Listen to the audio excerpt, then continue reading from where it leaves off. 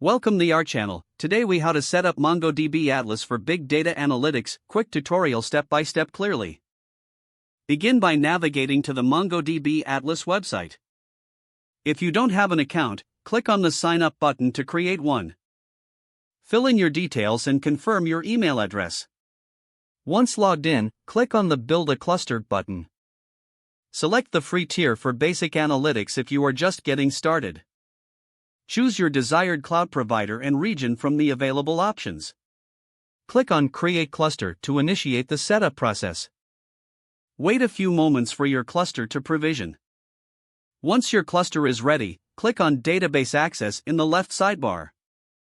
Add a new database user by clicking on the Add New Database User button. Enter a username and password, then select the appropriate privileges for your user. Next, navigate to Network Access in the left sidebar. Click on the Add IP Address button to allow your IP address access to the cluster. You can also choose to allow access from anywhere by selecting Allow Access from Anywhere. Now, return to the Clusters menu by clicking on Clusters. Click on the Connect button for your cluster. Select Connect your application from the options provided.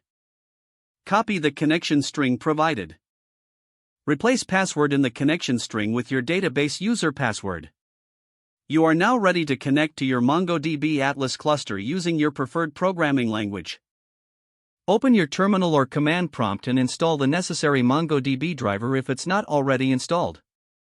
Use the connection string to connect your application to the MongoDB Atlas cluster. Once connected, you can start performing big data analytics on your datasets. Consider exploring features like aggregation pipelines and indexing for optimized performance.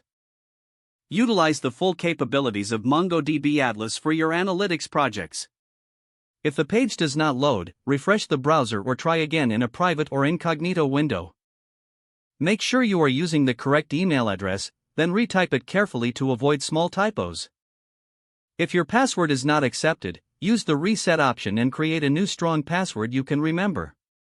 Don't forget to like this video and subscribe to our channel for more step-by-step tech guides.